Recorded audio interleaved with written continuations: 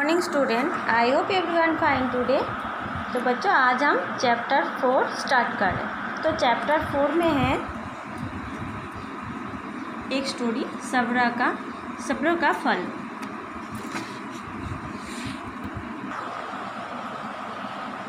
एक गांव में राधा नाम की एक औरत रहती थी।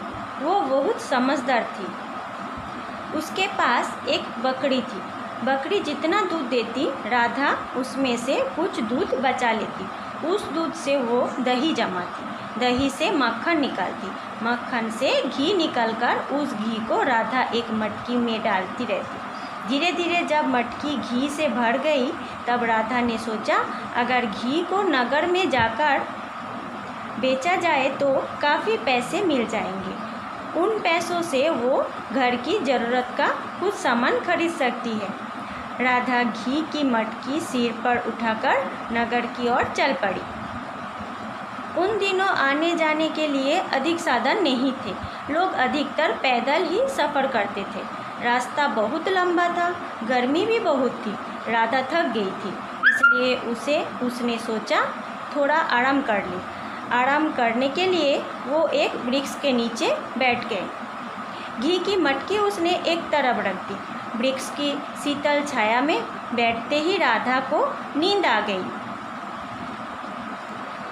जब उसकी आँख खुली तो उसने देखा घी की मटकी वहाँ नहीं थी। उसने इधर उधर देखा। उसे थोड़ी दूरी पर ही एक औरत अपने सिर पर मटकी रखे हुए जाती दिखाई दी। वो उस औरत के पीछे भागी। उस औरत के पास पहुंचते ही राधा ने झट अपनी मटकी पहचान ली। जब राधा ने उस औरत से अपनी घी की मटकी मांगी तो वो बोली, ये मटकी तो मेरी है, तुम्हें क्यों दूँ?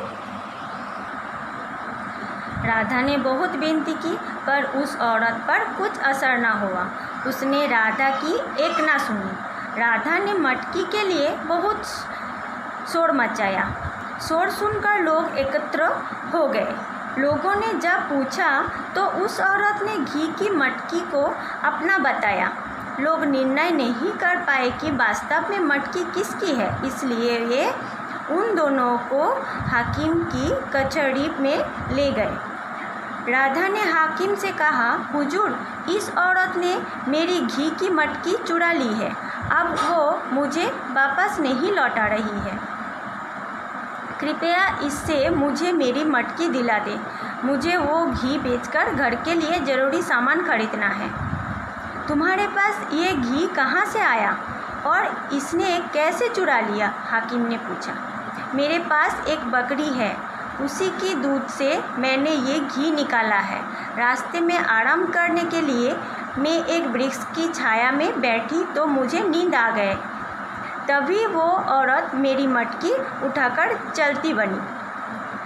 हकीम ने उस औरत से पूछा तो वो बोली, हुजूर, मेरा नाम माला है। मैं पास वाले गांव में रहती हूँ। मैंने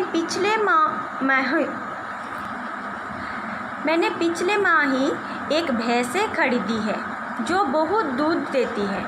मैंने वो घी अपने भैंस के दूध से ही तैयार किया है। ज़रा सोचिए, एक बकरी इतना दूध नहीं देती जिससे एक मटकी घी जमा हो सके। दोनों की बातें सुनकर हाकिम भी दुविधा में पड़ गया। वो भी निर्णय नहीं कर पा रहा था। तब हाकिम को एक उपाय सूझा। उसने उन दोनों से कहा, वर्षा के पानी से कचहरी के सामने जो कीचड़ जमा हो गया है, उसमें मेरे बेटे का एक जूता रह गया है। तुम दोनों पहले वो जूता निकाल कर लाओ, फिर मैं फैसला करूँगा। राधा और माला कीचड़ में से जूता ढूंढने लगी। वे बहुत देर तक कीचड़ में हाथ पाँव मारती रही, परंतु उन्हें जूता नहीं मिला। तब हाकिम ने उन्हें वापस आ जाने को कहा। दोनों के हाथ पाँव कीचड़ से गंदे हो गए थे। हाकिम ने चपरासी से उन्हें एक एक लोटा पानी देने को कहा ताकि वे हाथ पाँव धोकर कचहरी में हाजिर हो सके।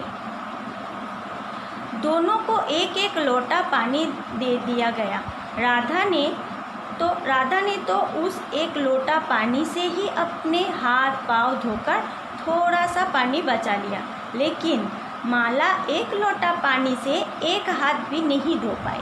वो बोली, इतने पानी से क्या होता है, मुझे तो एक बाल्टी पानी दो ताकि मैं ठीक से हाथ पाँव धो सकूं। हाकिम के आदेश से उसे और पानी दे दी गए। हाथ पाँव धोने के बाद जब राधा और माला कचहरी में पहुंची तो हाकिम ने फैसला सुनाया, घी की ये मटकी राधा की है।